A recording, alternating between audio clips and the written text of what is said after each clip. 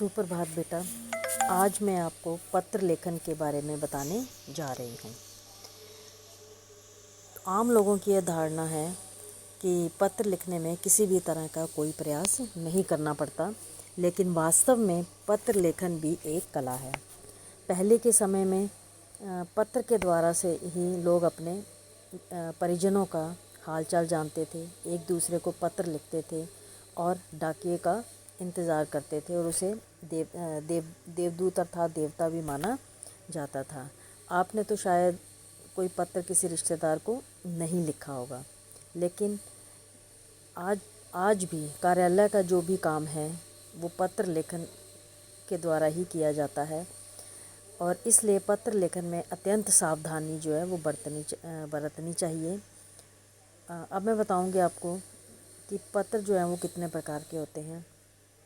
पत्र 2 प्रकार के होते हैं, औपचारिक पत्र, अनौपचारिक पत्र।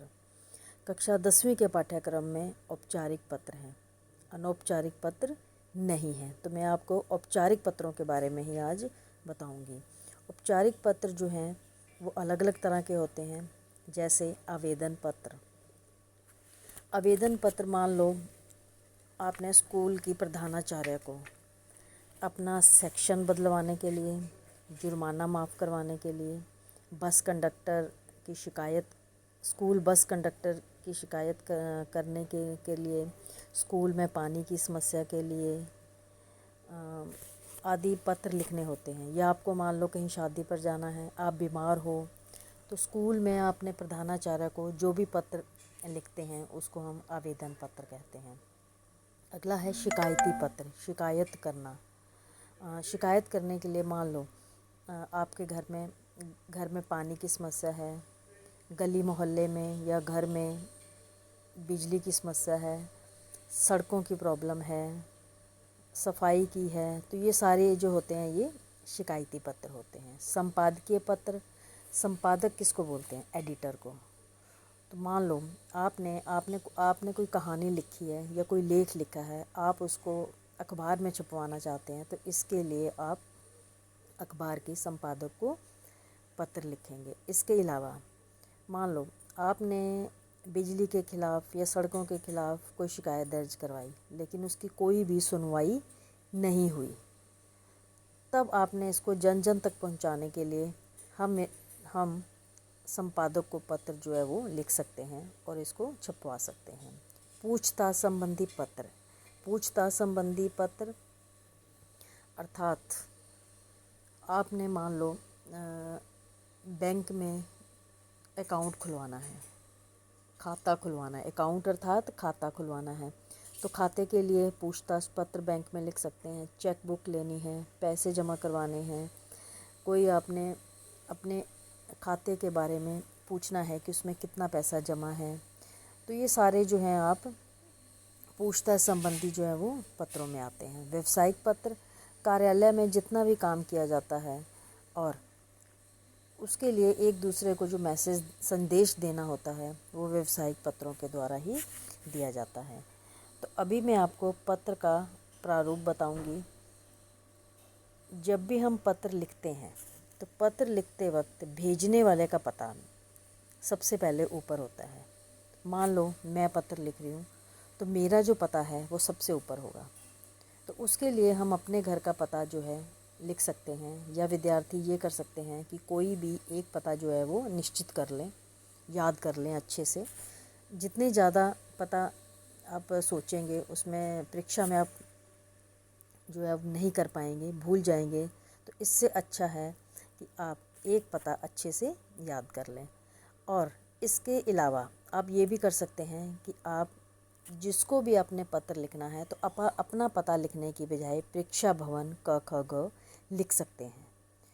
और एक चीज़ का ध्यान रखना है, जब तक आपके प्रश्न पत्र में कोई भी पता नहीं दिया है तब आपने प्रेक्षा भवन क ख ग लिखना है, और यदि उसमें कोई पता दिया है तो आप वो पता लिखेंगे।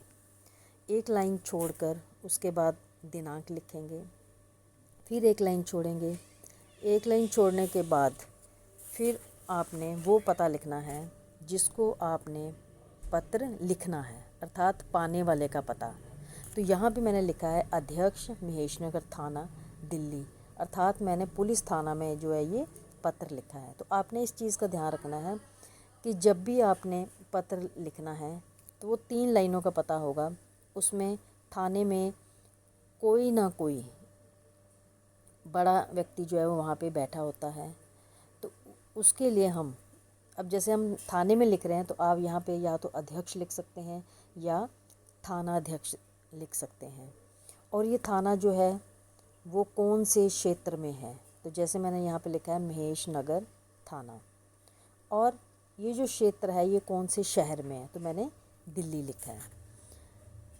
उसके बाद आपने एक लाइन छोड़कर विषय लिखना है, और विषय का ध्यान रखना, जब प्रश्न लिखा होता है उसी में से आप विषय को बनाकर लिख सकते हैं। एक लाइन छोड़कर महोदय या महोदया लिख सकते हैं। उसके बाद एक लाइन छोड़नी है, और लाइन आप छोड़ भी सकते हैं और नहीं भी छोड़ सकते। तो यहाँ पर आपने जो है वो विषय सामग्री लिखनी है, और विषय सामग्री को लिखते वक्त आपने ध्यान रखना है, इसको आप अलग अलग तरीक़ों से लिख सकते हैं। और सबसे पहले आप इसमें अपना परिचय लिखते हैं, क्योंकि परिचय जहाँ भी आपने पत्र लिखा है उसको नहीं पता होता कि वो पत्र जो है वो कौन लिख रहा है और कहाँ का रहने वाला है और क्या उसके घर का नंबर है। तो सबसे पहले आपने वहाँ पर परिचय लिखना है। तो वहाँ पे पहली लाइन आप ये लिख सकते हो कि मैं अ ब स च छ ज का रहने वाला हूँ। मैं आपका ध्यान अपने क्षेत्र में हो रही दिन प्रतिदिन चोरियों की ओर केंद्रित करना चाहता हूँ। इसके बाद आप समस्या लिखेंगे, समस्या होने से क्या क्या परेशानी हुई वो लिखेंगे। वो लिखने के बाद जब आपने उसका शिकायत लिखनी है आपने कि आपने उस कार्यालय में शिकायत भी की है लेकिन कोई भी नहीं आया। फिर जब आप उसका अंत करेंगे तो अंत करने के लिए आप निवेदन की वाली पंक्ति से उसका अंत करेंगे। एक लाइन छोड़कर धन्यवाद। उसके बाद जिसने भेजने वाले का पता जो है वो लिखेंगे। तो यहाँ पर भेजने वाले का पता अर्थात आपने वहाँ पर क्या लिखना है, एक लाइन छोड़कर भवदीय और उसका नाम। और कक्षा 9वीं 10वीं में हम क्या करते हैं, हम कोशिश करते हैं कि बच्चा जो है अपना नाम और अपना रोल नंबर ना लिखे। तो उसके लिए वह कोई भी एक नाम और पता जो है वो याद रख सकता है। और एक पत्र जो है मैंने आपको कॉपी में लिखने के लिए दिया है। ये मैंने आपको दिया है कि आपके मोहल्ले में आए दिन चोरियां हो रही हैं, उनकी रोकथाम को रोकने के लिए थानाध्यक्ष की गश्त बढ़ाने हेतु पत्र लिखिए। गश्त का मतलब होता है जब पुलिस अपनी गाड़ी में बैठकर रात को चक्कर लगाती है, अर्थात पेट्रोलिंग करना। तो यहाँ पे मैंने जो एड्रेस दिया है, उन्होंने अपना एड्रेस दिया है, तो आपको ये पता याद करने की ज़रूरत नहीं है। आप यहाँ पे प्रेक्षा भवन क ख ग लिख सकते हो। आप ये सभी पत्रों में ऐसा लिख सकते हो जब तक कि प्रश्न में कोई भी पता ना दिया हो। उसके बाद आप दिनांक लिखेंगे। दिनांक के बाद थानाध्यक्ष, लक्ष्मी नगर पुलिस चौकी, लक्ष्मी नगर दिल्ली, विषय गश्त बढ़ाने हेतु निवेदन। उसके बाद आपने ये सारा इसको ध्यान से पढ़ना है। पढ़ने के बाद आप इसको अपनी भाषा में जो है वो कॉपी में लिख सकते हैं। यहाँ पर एक चीज़ मैं बताना चाहूँगी कि यहाँ पर इन्होंने दिया है, थाना अध्यक्ष दिया है कि थाना अध्यक्ष को पत्र लिखिए। तो आपको अलग से अध्यक्ष लिखने की ज़रूरत नहीं है, आप वहाँ पे थाना अध्यक्ष ही लिखेंगे। और गृह कार्य में मैंने अपने क्षेत्र में पेयजल पीने का पानी की समस्या की ओर ध्यान आकृष्ट करते हुए स्वास्थ्य अधिकारी को एक पत्र लिखिए, ये दिया है।